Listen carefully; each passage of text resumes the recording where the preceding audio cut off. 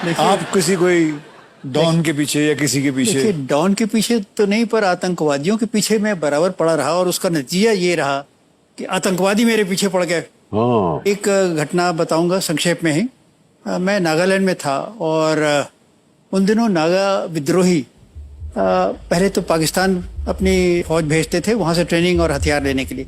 बाद में जब 71 में वो आज़ाद हो गया और बांग्लादेश बन गया तो फिर उन्होंने चीन भेजना शुरू किया।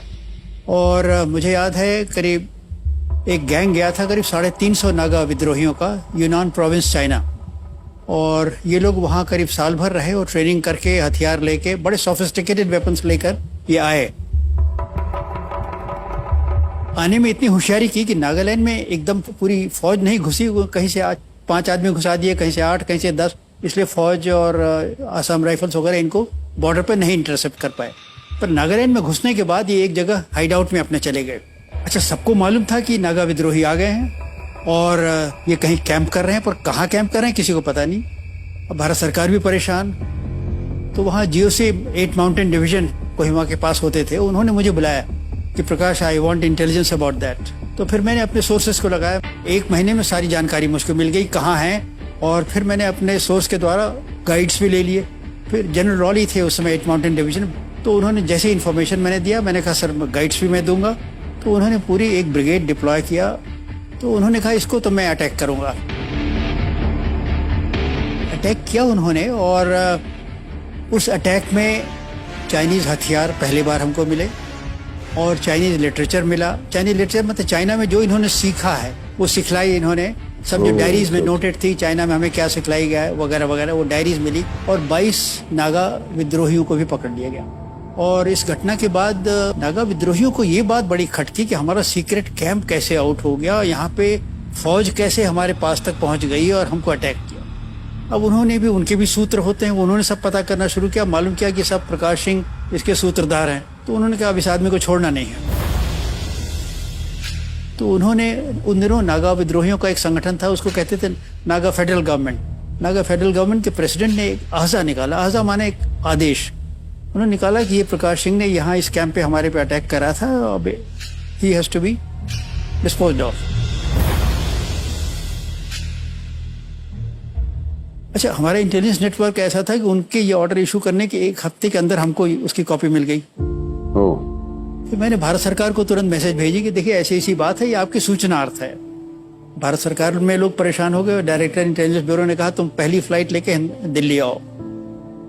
तो दिल्ली में गया और डायरेक्टर इंटेलिजेंस ब्यूरो के सामने इसी तरह बैठा हुआ था। उन्होंने कहा प्रकाश, इन परिस्थितियों में तुम नागालैंड वापस मत जाओ, मैं तुम्हें पोस्टिंग दे रहा हूँ, कल यहीं ज्वाइन कर लो IB हेडक्वार्टर्स में। मुझे करीब 3.5 साल हो गए थे। मैंने कहा सब मेरा टर्म खत्म होने वाला है।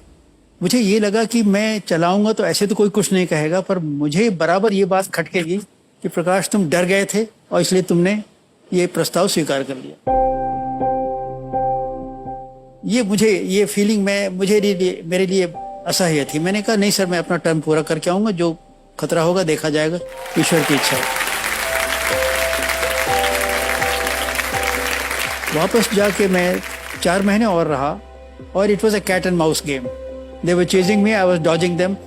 Every day I moved to a different location. Nobody knew my location except my boss. I was using separate code words for every day.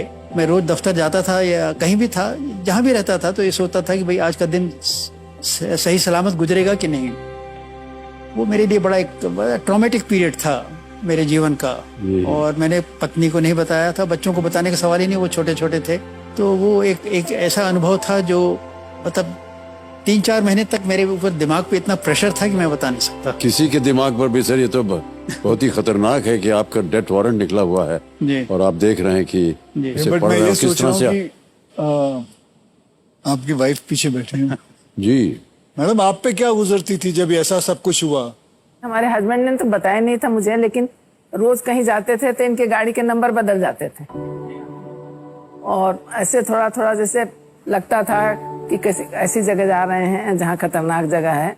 तो मुझे थोड़ा सा तो आभास था कि इनके ऊपर ऐसा बीत रहा है, लेकिन मैं कुछ कर तो सकती नहीं थी। तो मैंने सोचा कि नहीं, ये सब जो कुछ होना है वो तो भगवान के दया से होता है। तो हम भगवान पर मेरा बहुत विश्वास है, इसलिए अगर भगवान ऐसा चाहेंगे तो जरूर होगा, नहीं चाहेंगे तो कभी नहीं। बिल्कुल सही है।